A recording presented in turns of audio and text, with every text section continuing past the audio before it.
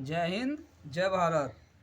तो आज बच्चों आपको कक्षा 12 हिंदी में रस अलंकार छंद आता है 6 नंबर में। तो आपको हम ये 3 वीडियो में बताएंगे कि रस छंद अलंकार आपको कैसे करने हैं। तो आज हमारा पहला विषय होगा बीज रस। हम आपको बीज रस के बारे में बताएंगे और करुण रस के बारे में बताना है कि बीज रस कैसे, बीज रस को आप कैसे लिखेंगे परीक्षा में, कैसे इसकी उत्पत्ति होती है, कैसे इसकी क्या लक्षण है और क्या परिभाषा है। इसी तरह करुण रस भी आपको बता दिया जाएगा। पहले आपको हम इससे अलग कुछ समझाते हैं, जैसे मतलब इससे अलग कुछ समझाने की कोशिश करेंगे कि ताकि आपकी समझ में जल्दी आ जाए। बीज रस क्या, बीज रस होता है जैसे आपने कहीं युद्ध देखा होगा या पाकिस्तान में भारत में जब युद्ध चलता है तो जो भारत से प्रेम करते हैं, अगर पाकिस्तान थोड़ा सा किसी हमारे सैनिक को हमारा कोई सैनिक शहीद हो जाता है तो हमारे मन में ये आता है कि शत्रु हमें मिल जाए तो हम शत्रु से युद्ध कर लेंगे या शत्रु को मारेंगे। ठीक है, हमारे मन में वीर वीरों वाली बात आ जाती है। या कोई हम वीर रस की कविता सुनते हैं तो हमारे शरीर में रोमांस उत्पन्न होने लगता है, हमारे शरीर में वैसे ही लक्षण उत्पन्न होने लगते हैं। जैसे एक कविता है, सहे बार पर बार अंत तक लड़ी वीर वालासी, आहुति सी गिर चढ़ी चिता पर चमक उठी ज्वाला सी। इस कविता को अगर आप बार बार पढ़ेंगे तो आपके शरीर में रोमांस जरूर होगा। तो दोबारा पढ़ेंगे, सहे बार पर बार अंत तक लड़ी वीर वालासी, आहुति सी गिर चढ़ी चिता पर चमक उठी ज्वाला सी। ठीक है, ये कुछ उदाहरण है। इन उदाहरणों को जब तुम पढ़ोगे तो तुम्हारे शरीर में अपने आप ही रोमांस उत्पन्न होगा। या जैसे बच्चा कहता है, माँ मुझे बंदूक मंगा दो, मैं भी लड़ने जाऊंगा, इन छोटे छोटे हाथों से दुश्मन को मार भगाऊंगा। तो बच्चों इस तरह से जब आप ऐसे कहेंगे तो आपके शरीर में कुछ प्रतिक्रिया होगी, वीरों जैसी उत्पत्ति होगी। ठीक है, या आपके कोई भाई को कोई पीट दे, ठीक है, या आप ही किसी को पीट दे तो आप में जब लड़ाई झगड़े वाली बात होती है वीरों जैसे भाव अपने आप ही उत्पन्न होने लगते हैं, उत्साह उत्पन्न होता है। ठीक है, जो भाव होता है कि हम ऐसा कर सकते हैं।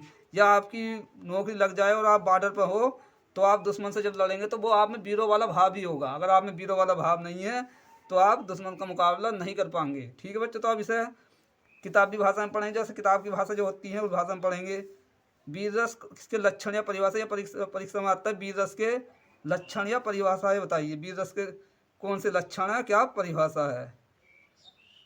तो बीज रस के लक्षण और परिभाषा देखें। बीज रस के लक्षण और परिभाषा, युद्ध या किसी कठिन कार्य करने पर हृदय में जो भाव उत्पन्न होता है उसे बीज रस कहा जाता है। क्या कहा जाता है? बीज रस कहा जाता है। बीज रस की उत्पत्ति होती है। दोबारा देखेंगे, युद्ध या किसी कठिन कार्य के करने पर हृदय में जो भाव या उत्साह उत्पन्न होता है वहाँ बीज रस होता है। कौन सा रस होता है? बीज रस, वहाँ बीज रस होता है। ठीक है, बीज रस उत्पत्ति कैसे कैसे होती है देखना है। कुछ इसके कुछ तत्व होते हैं, जैसे आलम्बन, अनुभाव, संचारी भाव और स्थायी भाव। दुश्मन को देख कर जब शत्रु को देखते हैं या अत्याचारी को शत्रु होता है, मतलब सहारा, मतलब किस चीज़ का सहारा लेकर हमारे अंदर बीज रस उत्पन्न हो रहा है, वह आलम्बन कहलाता है। क्या कहलाता है? आलम्बन। अनुभाव क्या होता है? हमारा शरीर में क्या क्या उत्तेजना आ रही है, हम उसे कैसे मारेंगे, हमारा शरीर कितना उमंग हो रहा है उससे लड़ने के लिए, है ना, हमारे शरीर में कितनी उत्तेजना आ रही है, हम ऐसे कैसे लड़ेंगे, दुश्मन को किस तरह से मारेंगे, दुश्मन से किस तरह से मुकाबला करेंगे, हमारे मन में क्या क्या भाव आ रहे हैं। ठीक है बच्चों, संचारी भाव भी इसी तरह से मिला जुला है कि कितना कितना उत्तेजित भाव कितना है, कितना आवेग हमारे अंदर है, हमें कितना गर्व है, हम दुश्मन से कैसे मुकाबला कर सकते हैं, और दुश्मन से मुकाबला करना हमें कितना हर्ष है, कितना खुशी है कि हम आज दुश्मन को मारेंगे। और इसका स्थायी भाव है उत्साह। यही परीक्षा में मालूम किया जाता है कि बीज रस का स्थायी भाव क्या है। बीज रस का स्थायी भाव है उत्साह। ये मैंने आपको समझाने के लिए लिखा है। तो आपको परीक्षा में ये लिखना है, स्थायी भाव का ये स्थायी भाव है, बीज रस का स्थायी भाव क्या है? उत्साह। उत्साह क्या है? उत्साह। इसे आप याद करेंगे, बी लिख लो, वेरी मोस्ट, यही मालूम किया जाता है। या अर्थ हम ये बोल देते हैं, बीज रस का लक्षण या परिभाषा लिखिए। तो आपको ये लिखना है, युद्ध या किसी कठिन कार्य करने पर हृदय में जो भाव या उत्साह उत्पन्न होता है वहाँ बीज रस की उत्पत्ति होती है, यहाँ वहाँ बीज रस उत्पन्न होता है। ठीक है, उदाहरण देखेंगे। आपने बचपन में भी, जब आपके प्राइमरी स्कूल में आप जहाँ भी कहीं पढ़े होंगे तो आपको कविताएं याद करने के लिए दी गई होंगी, तो आपको बीज रस की कविताएं भी याद करने के दी गई होंगी। जैसे ये कविता ये बहुत प्रसिद्ध थी, बुंदे लोहर बोलो के मुख हमने सुनी कहानी थी, खूब लड़ी मर्दानी वह झांसी वाली रानी थी, बुंदे लोहर बोलो के मुख हमने सुनी कहानी थी। तो बच्चों जब इस कविता को आप बार बार पढ़ें तो आपके अंदर स्वतः ही बीज रस उत्पन्न होगा। ठीक है बच्चों, तो ये बीज रस होता है। बीज रस आपको याद करना है। इसकी कविताएं 2-3 कविताएं आपको याद करनी है। ठीक है बच्चों, तो करुण रस, ये भी परीक्षा में मालूम किया जाता है, करुण रस। अब करुण रस की परिभाषा, लक्षण, ये बताने से पहले मैं आपको कुछ सामान्य बातें बताता हूँ। करुण का मतलब होता है रोने जैसी स्थिति। करुण का मतलब होता है जैसे रोने जैसी स्थिति बन जाती है, ठीक है। कोई दुख होता है, दुख प्रकट हो जाता है। जैसे कई उदाहरण से इसे समझा जा सकता है। जैसे उदाहरण आपने कुछ बच्चों ने रामायण देखी होगी, रामचरितमानस देखी होगी। जब सीता का हरण होता है तो रावण सीता को विमान में बैठा कर ले जाता है, तो सीता करुण रस से विलाप करती है, रोती है, मतलब रोती है, तो वो करुण रस की उत्पत्ति होती है। ऐसे किसी के यहाँ किसी का इंतकाल हो जाता है या कोई मर जाता है तो उस परिवार का माहौल करुण रस में बदल जाता है। वहाँ कोई हंसता उस्ता नहीं है, जो हंसेंगे वो बेवकूफ़ होंगे।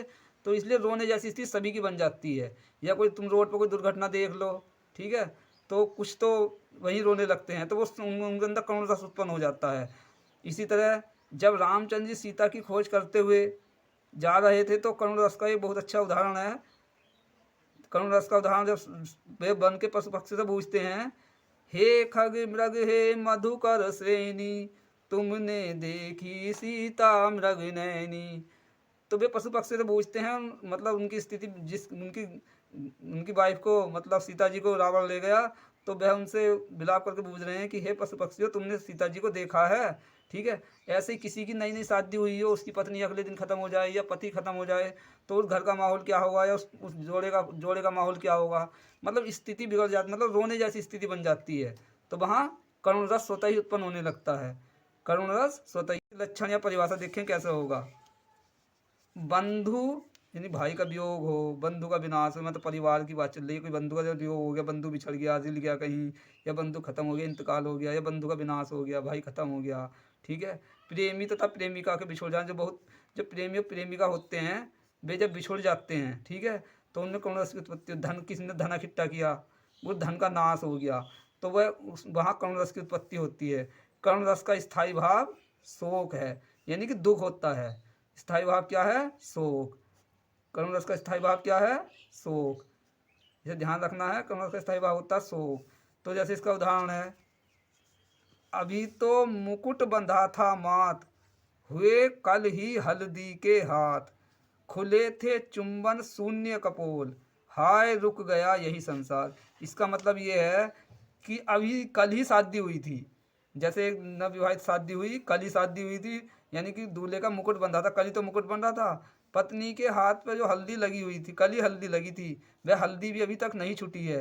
वो शर्म के मारे उसके कपोल होठ भी नहीं, ससुराल में उसके जो होठ बोलने की जो प्रक्रिया, वो बोलना भी अभी उसने शुरू नहीं किया है ना। हाय रुक गए यही संसार, उसका पति खत्म हो गया, उसके पति का इंतकाल हो गया, उसका पति मर गया। तो वहाँ क्या स्थिति बनेगी? उस पत्नी की मनोदशा को आप देखिए, जिसकी कल ही शादी हो, उसका पति मर गया, तो उस स्त्री की मनोदशा क्या होगी? क्या वह हंसेगी? उसके अंदर स्वतः ही, तुम कितना भी हंसाने की कोशिश करोगे, वह नहीं हंस पाएगी। उसके अंदर करुण रस की उत्पत्ति हो जाएगी। किस रस की? करुण रस की उत्पत्ति होगी, ठीक है। पति का मरना आलम्बन है। किस चीज़ से उत्पत्ति हुई? कारण क्या है? उसका पति मर गया, ये उसका आलम्बन हुआ। उद्दीपन क्या है? उत्तेजना, मतलब कैसे उसे उद्दीपन हो रहा होगा, उसे मतलब क्या है कि वो सोच रही होगी, कल तो मेरे पति का मुकुट बंधा था, अपने हाथों की जो हल्दियाँ उसे देख देख कर हो रही होगी। ये चीज़ उद्दीपित करती है। कैसे वो मरा था, एक्सीडेंट से मरा या किसी चीज़ जैसे वो मरा, वो दृश्य उसकी आंखों के सामने गूंज रहा हो, दिख रहा होगा, बार बार उस आंखों के सामने नक्शा चल रहा होगा।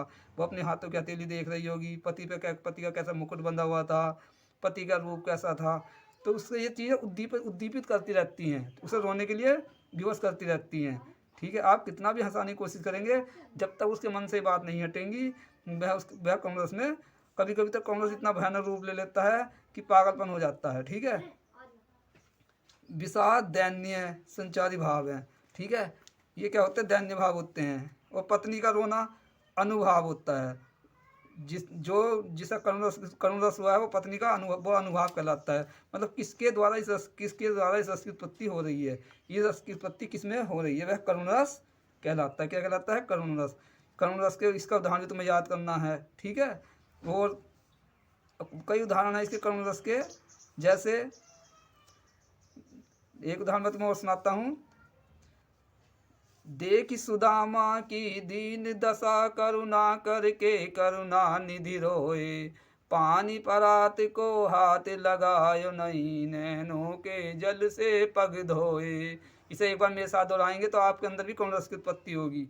देखी सुदामा की दीन दशा, करुणा करके करुणा निधि रोए, पानी परात को हाथ लगायो नहीं, नैनों के जल से पग धोए। ये उस समय की वर्णन है जब श्री कृष्ण जी सुदामा को देखते हैं।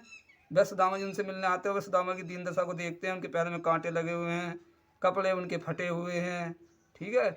तो वे उसे देख के उनकी बहुत बुरी दीन दशा हो जाती है, ठीक है। तो वे उनकी जो दासियाँ थी वे उनके पैर धोने के लिए परात लेकर आती हैं कि कृष्ण जी इनके पैर धोना चाहते हैं। तो उन्हें पानी की भी जरूरत नहीं पड़ी, कृष्ण जी की आंखों से इतने आंसू इतने आंसू गिरे, इतने आंसू उनकी आंखों से निकले कि उन्होंने वे उनके जो चरण थे सुदामा जी के अपने आंसू से ही धो दिए। क्योंकि एक मतलब उन्हें अपने बंधु के जो सुदामा उनके मित्र थे, मित्र से बिछड़े हुए उन्हें जब बिछड़ कर उनका मित्र मिला तो उनके अंदर इतना करुण रस हुआ, इतना उन्हें इतना शौक हुआ कि मेरा मैं कैसा हूँ, मेरा मित्र किस तरह से था। ठीक है बच्चों, तो ये वीर रस और करुण रस मैंने आपको बता दिया। नेक्स्ट वीडियो में आपको और जो रस हैं वे समझा दी जाएंगे। मेरी वीडियो देखने के लिए मेरे चैनल को सब्सक्राइब करें।